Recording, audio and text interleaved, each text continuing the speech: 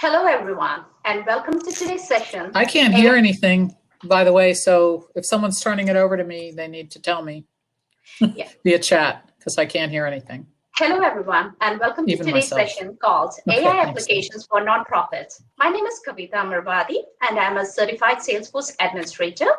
And let me introduce today to our speaker, Dr. Lisa Rao. She is the co-founder of Fionta. She's a well-known leader in nonprofit technology field. She was awarded the prestigious National Science Foundation Visiting Professorship Award and taught computer science at University of Pennsylvania. She specializes in development of specific concepts, vision, and direction for strategic use of technology within nonprofits from her holistic and organizational perspective. She led a group of groundbreaking researchers in NLP and AI at General Electric's Corporate Research and Development Center. A recorded version of this webinar will be available on YouTube. A link has been posted in the chat earlier. Please check it out. We'd love to hear from you. The chat will be monitored, so please post appropriately. Our moderator today is Sindhuja with Demand Blue. Demand Blue is Salesforce consulting partner and a proud partner of nonprofit Dreamin. For those of you just joining us, welcome for AI Application for Nonprofit, presented by Dr. Lisa Rao, co-founder of Fionta, a well-known leader in nonprofit technology field. The stage is all yours, Dr. Lisa. Hey, everybody. Thank you all for joining. I'm so glad that you're here. I am handicapped. I just want to go out there with that. I had to leave home with no notice, and so had some technical difficulties. I couldn't hear the introduction, and I'm having someone else run my slides, and I can't hear anyone who speaks, so those are my disabilities. But thank you for being kind as we go through this, because this is going to be so much fun. Next slide, Dar. You've seen the sponsors. I'm sure you were also thanked then in the intro. And then the next slide, of course, we have the agenda. And so what I'm going to do now for the next half hour or so is I'm going to give the briefest of additional introductions, just so you know where I'm coming from. And then I'm going to give you a big picture about AI applications for nonprofits. And then I'm going to go through and I am going to give you the most amazing laundry list of things that you can consider where artificial intelligence might be applicable to your nonprofit. And then hopefully we'll have a little bit of time for some interactive QA discussion in the chat.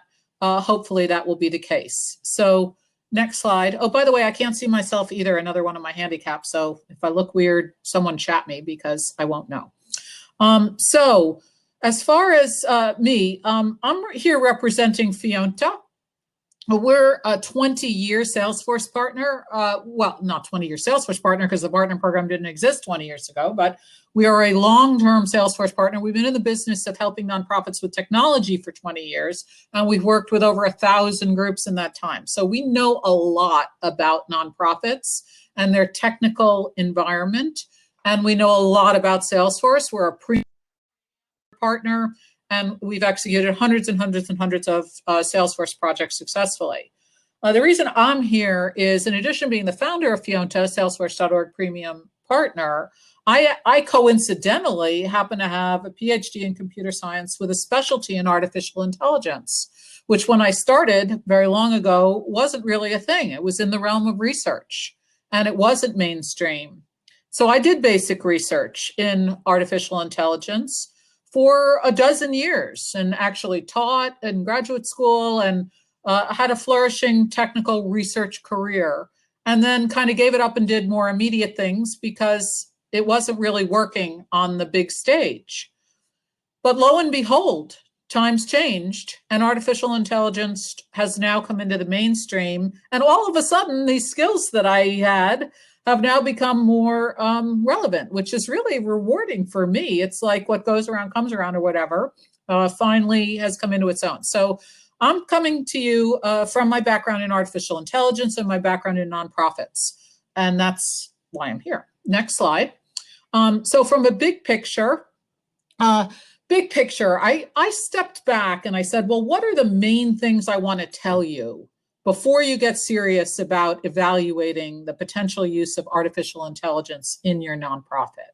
Well, first of all, artificial intelligence doesn't work, and I'm doing air quotes, without sufficient data. And sufficient is also in air quotes because the exact amount is really not knowable because it depends on many other factors, which you can probably imagine. Some of them have to do with the cleanliness of the data, but there are other factors as well. You need data for many parts of artificial intelligence that only work with training. So there's some functionality that works out of the box with you don't have to do anything. There's other things that require you to actually finesse and train the system and evaluate the workings. You need a training set and you need a testing set, and there has to be enough of it so that the mathematical underpinnings of the algorithms will have a large enough data set. You guys have all seen, I'm sure, people who put 4 random dots on a graph and then draw a line through it and say, oh, it's a linear correlation, but it's really just 4 random dots, right? That's the idea here, is there has to be enough data to have a statistically significant analysis or algorithm.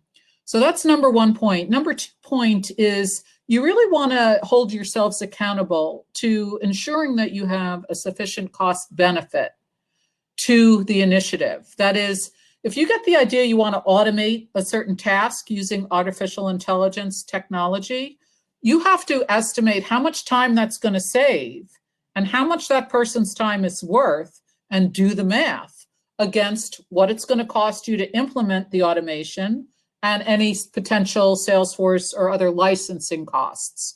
Some have licensing costs, some don't for this functionality we're going to get into. And you might surprise yourself because even though it may seem like a good idea when you really get into the dollars and cents, if it doesn't pay for itself, you're going to want to think twice. The other thing is that most of Salesforce's AI functionality was actually acquired wholesale, and Salesforce does a great job with acquiring technology wholesale and incorporating it into its product suite, but they are different. This wasn't natively developed Salesforce functionality. And the product suite actually changes very often. For those of you who've been following along with Einstein, there's been changes to the way it's named, the licensing, the functionality that it's included, the actual things that you can do with it, the permissions. I mean, pretty much every element of this AI functionality has changed since the day it was announced. And I expect it will continue to change. So you have to be clear that the product suite will be changing fairly often, and it is slightly different from what you may be used to in native Salesforce functionality in some cases. So those were, again, just the key points that I thought if I were you, I would want to know about when I was evaluating AI. Okay, next slide. So I'm going to cover, well, this slide here is just what do I mean by sufficient data? And this is Salesforce's own estimates. If you want to, for example, have the system tell you which lead to contact next because it thinks it's the one most primed for a touch, for a donor, let's say, which donor should you call today? You need at least 1,000 lead records, and you have to have at least 120 donations that have actually come in the last 6 months. So you can put these into your nonprofit contexts, but it gives you some idea of the minimum data. But even this may not work if your data is not regular and consistent and accurate. Next slide. So at a very high level, I'm going to go through, there's 2 slides here that gives you the top level of the hierarchy of what I'm going to cover. I'm going to cover AI functionality that is included in the Sales Cloud, in the Service Cloud, in Analytics, in Marketing Cloud, and in Commerce Cloud. So all of these clouds have aspects of Einstein and artificial intelligence embedded into it. And if you go into the next slide, you'll see that there's also, that was for users. So the previous slide that I just went through, the clouds that have AI functionality as optional components are integrated into those clouds. Those are for users of Salesforce. Now, if you're an admin or developer, there's also functionality that I'm going to cover called Next Best Action, where it's included in a Lightning Platform Plus, discovery, prediction, building, vision, and language. These are the other components of Einstein that admins and developers would set up and configure in order for you to be able to use it. So I just went through 2 slides, what I was calling big picture, because that's the hierarchy of areas I'm going to cover next. And the next part is going to be kind of like a, well, why don't you go to the next slide and you'll see. What I'm doing now is, I hate to say laundry list because that sounds bad, but it's a laundry list. And this information that I'm giving you is available. It is documented. Salesforce is wonderful in the documentation, almost too much documentation. So what I'm doing here is just taking the documentation of the applications of artificial intelligence across the entire platform and providing you with suggestive examples of where it might be useful in the nonprofit context. And it is kind of a laundry list. That's kind of my style. I like to throw like spaghetti on the wall and see what sticks, in the hopes that at least most of you will have at least some something there that piques your interest and you want to go further with. So let's talk here about Einstein for sales. So lead scoring. This is part of what's called HVS, or high velocity sales. So of course, Salesforce is primarily on the sales context. So there's a lot of functionality appropriate for a sales business scenario. But here we're talking about donors, because to us, donors are the equivalent of sales prospects, and leads are the equivalent of prospective donors. So lead scoring is what I started out talking about, helping you to figure out which prospective donor or funder is most likely to give. That's what lead scoring, if implemented, could do for your nonprofit. It can use data about your donors and about your donation history, and it's particular to you, so it's going to be training on the specifics of your process. So some of you may have lots of recurring donors. Others of you may have donors that give every other year. It's going to figure out what your kind of flow is and what it's about, and use all that to suggest the most likely donor to contact next, prospective funder as well if you do grants.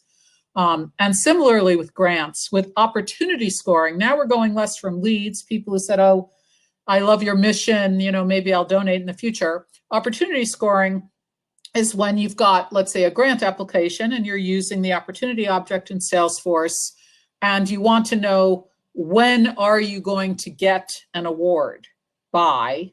Which award do you think, which of the grant applications is most likely to be successful? So again, that's just when you're trying to predict, and you, let's say you're time limited, and it's really, really important that you use your time the most wisely. That's where this AI functionality can come into play to help you to better understand what would be most likely to return on your time investment. The account insights, these are really just a way, it's kind of like a cheat sheet. And I love this because I have no memory. So having a little summary of everything right on the screen, and I'll show you what this looks like with a screenshot in a sec, to show you what things are going on in the world that may be relevant to your accounts. And that could help you, well, for example, on our end, when I see any of our clients in the news, which we do literally every day, I like to say, hey, you know, great article in the Washington Post about your new program. how's the project that we're doing going, or is there anything else we can help you with? Just an excuse to contact people. That's what news-related insights can do. But you probably have other scenarios for where news-related insights would be helpful. And so, for example, changes in leadership are the kinds of insights you could have, a merger, expansion. So again, we'll see what that looks like on the next slide. But let's continue on with this. I don't know what else to call it besides laundry list, but next slide. For more applications of AI in Einstein for sales. So the Einstein Insights component, that's where you're going to see predictions. That's really what we've been focusing on a lot here, are things that may happen in the future with varying degrees of certainty that you might want to know about. So for example, follow-up reminders are a great opportunity insight. So if you have been in the habit of contacting someone, or one of your records has a close date of February 1st, the system will notice if it hasn't closed by February 1st and will follow up with you automatically, which is really scary, but really promising, that the system can get smart enough to actually figure out what kinds of things might be due, overdue, reminders, and so forth.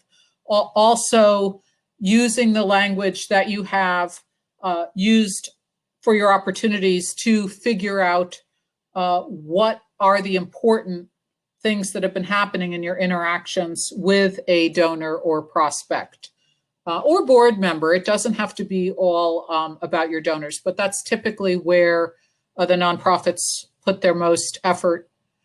So call coaching, that's going to be very helpful for any of you who run call centers or who have member services or crisis helplines, any kind of scenario where you have lots of people calling in.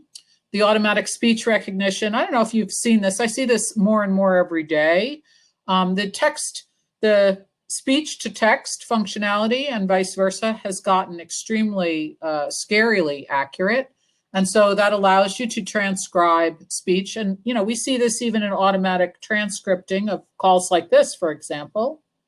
We can have a audio call automatically transcribed into a transcript of what was said on that call. And then you can use natural language processing techniques to actually understand or extract information from that transcript.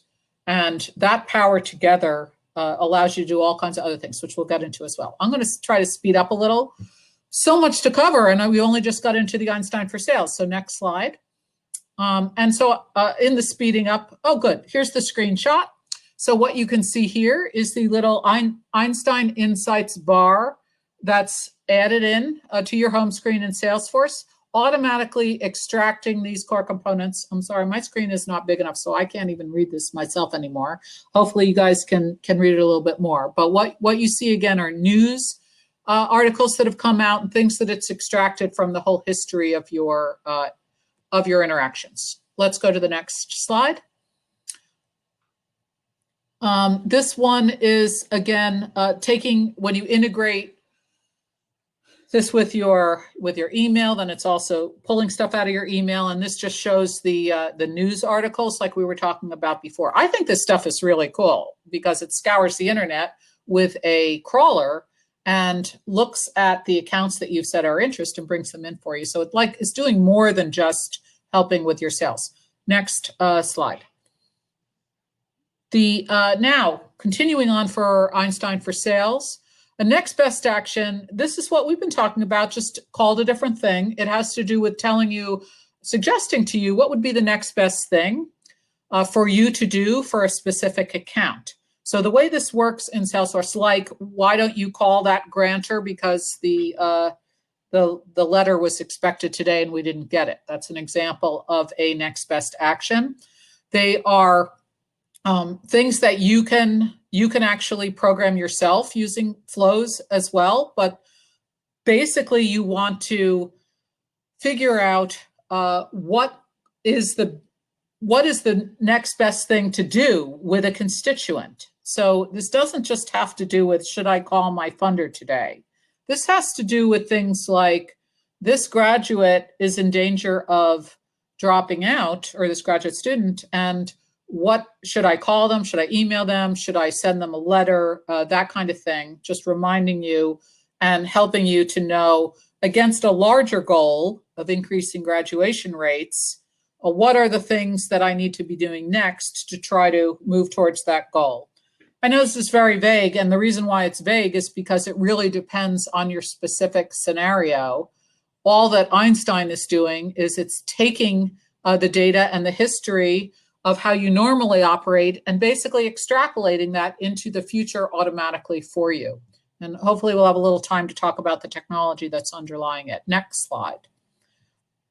The Einstein for Sales Prediction Builder, this is where it actually, and I'm sure some of you who've interested in artificial intelligence have seen Prediction Builder work.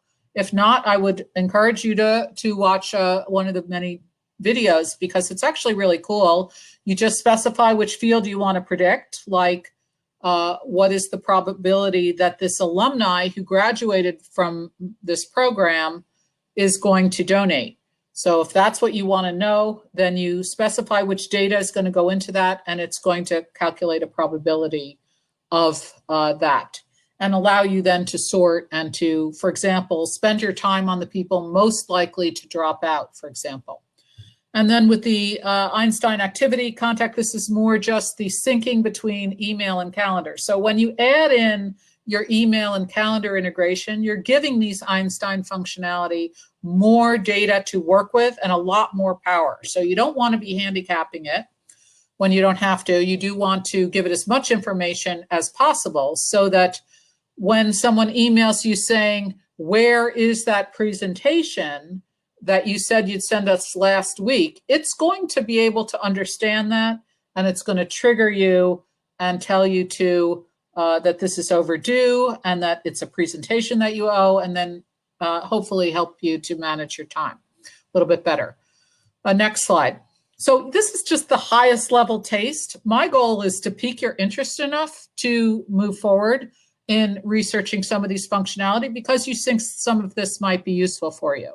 So of course, all along with the Einstein for Sales is the actual analytics, which is doing more with the data that you have in your database to do things like project out your pipeline.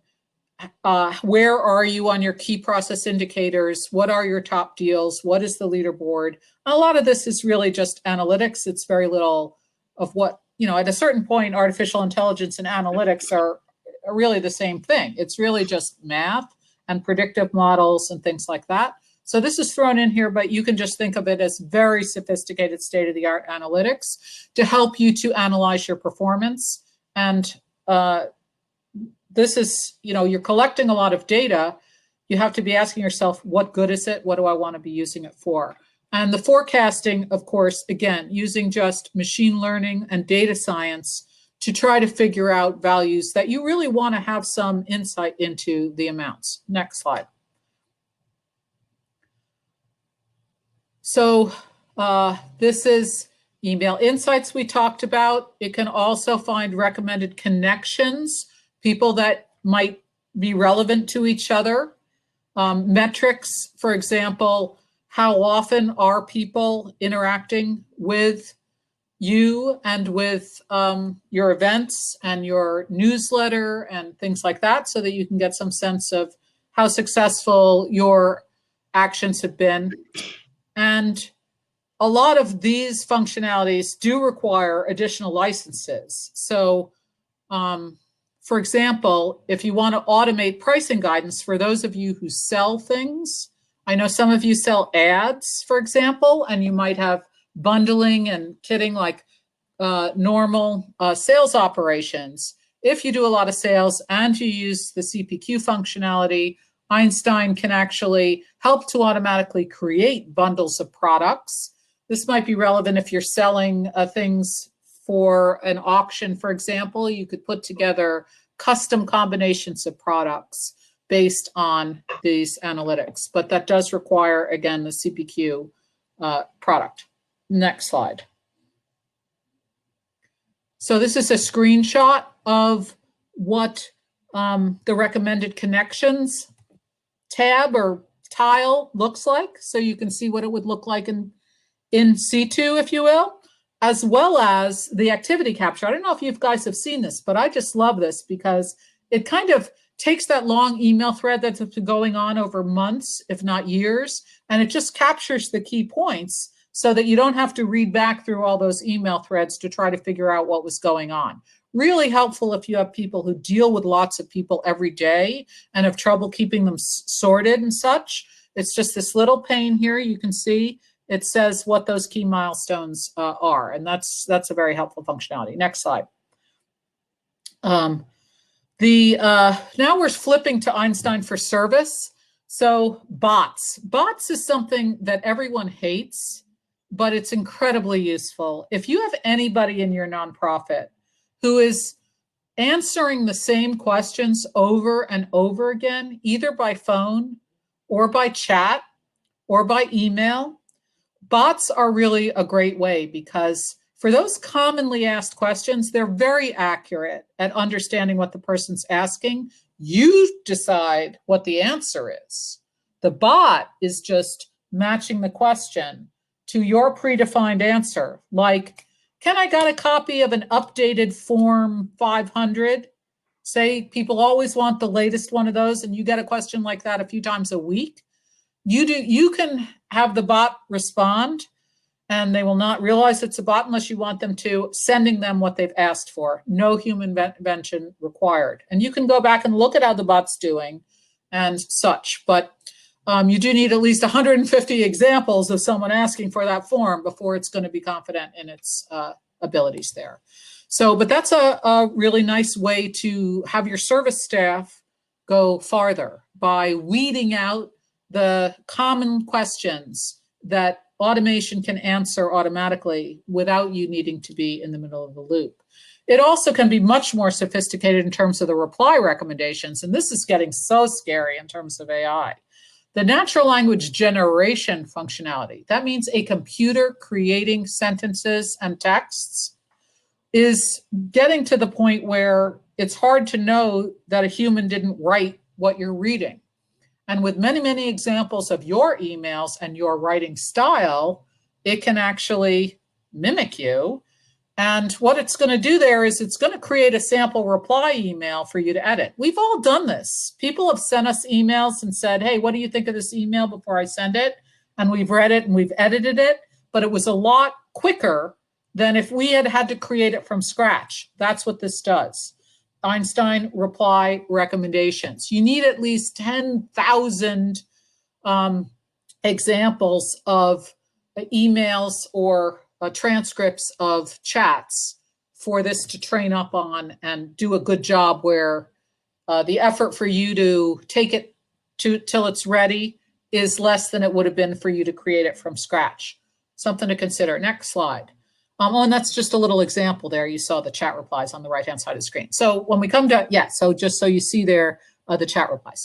So Einstein for marketing is a whole nother set of functionality. Actually, this is the one that got used first, prime time. So there's more people out there using Einstein for marketing, I think, than any of these scenarios that I've covered so far, for a variety of reasons, mostly having to do with the concept of A/B testing, which most people in marketing are very familiar with. And A/B testing is exactly what Einstein is doing.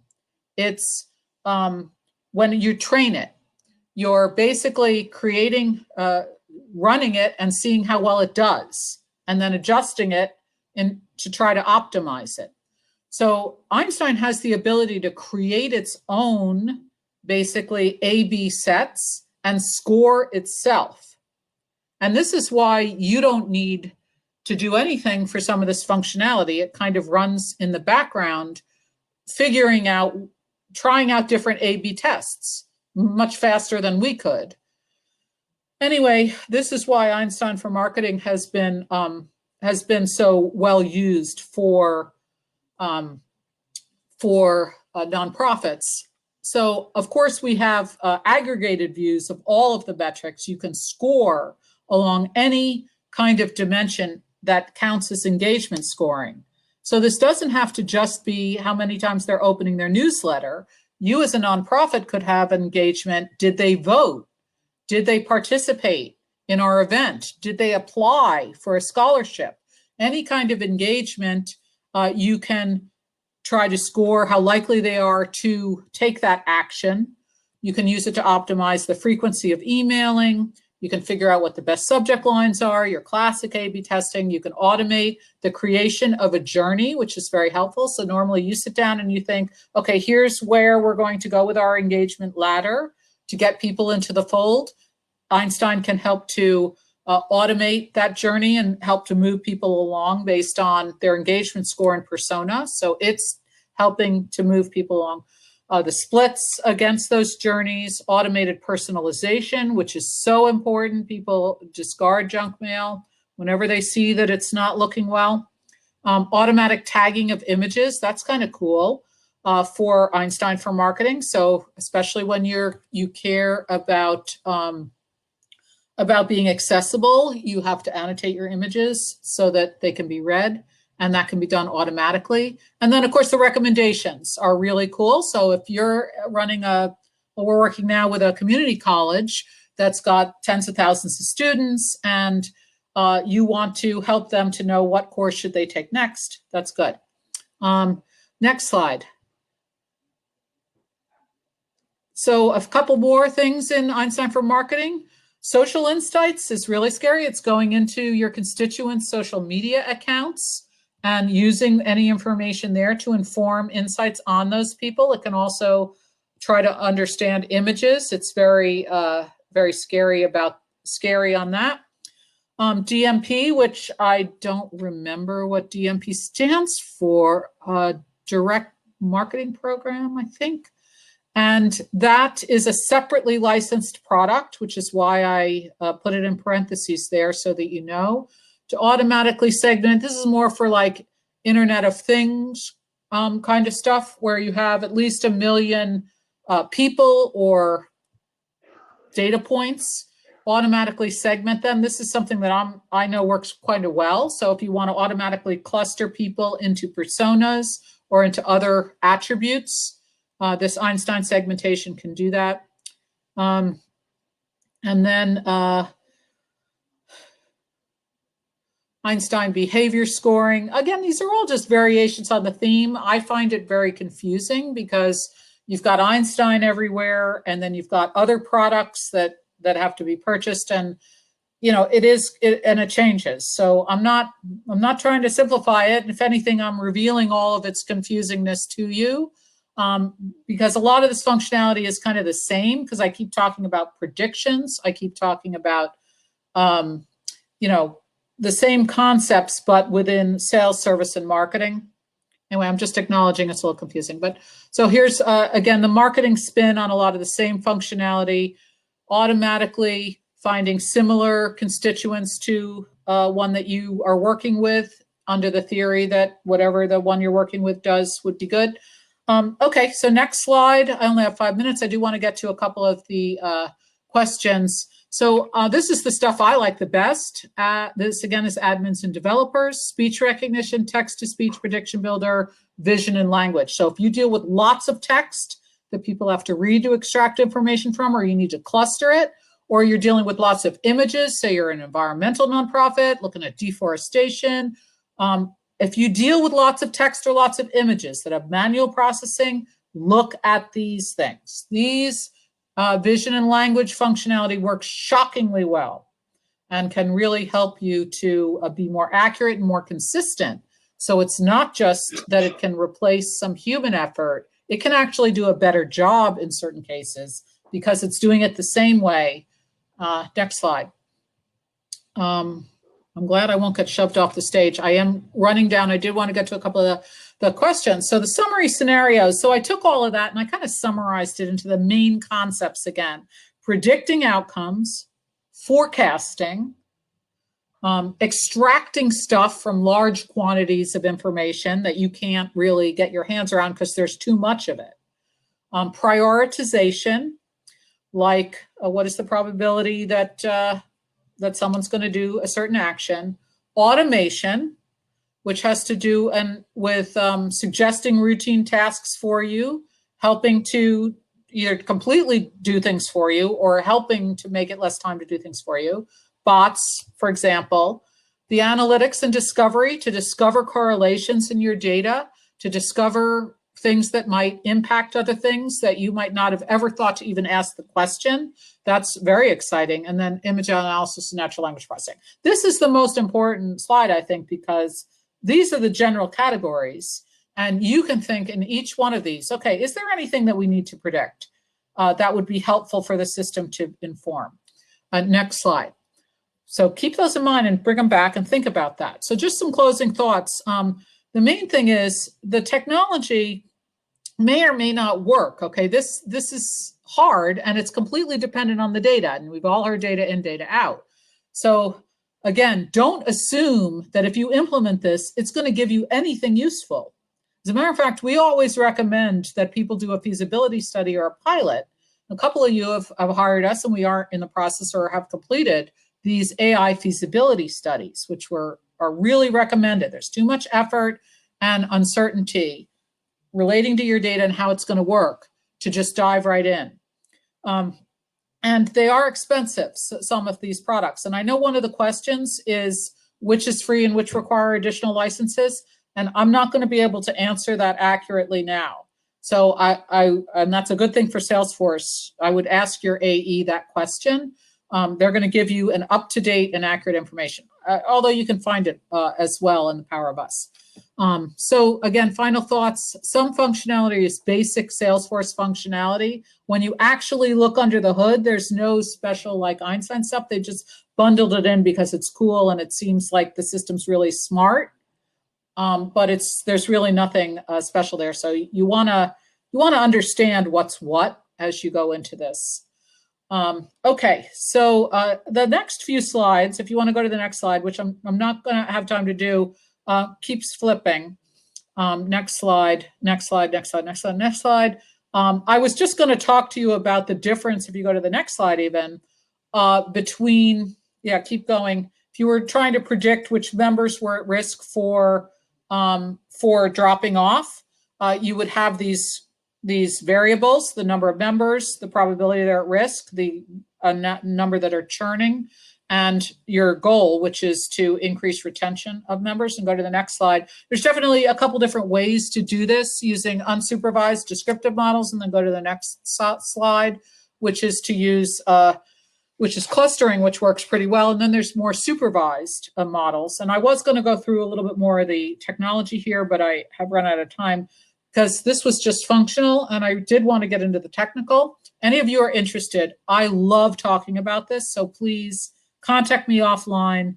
It's free. Just call me to chat. I love talking about this stuff. So I do want to answer some questions. So Dar and Sindhu, you can figure out which are the best questions that I can answer in the 1 minute or 2 minutes that we have left. And please contact me outside for more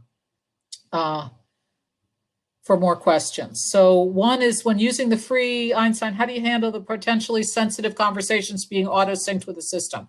That is a great answer. And the permissions from that flow from the permissions that you've assigned anyway for your email integration with Salesforce.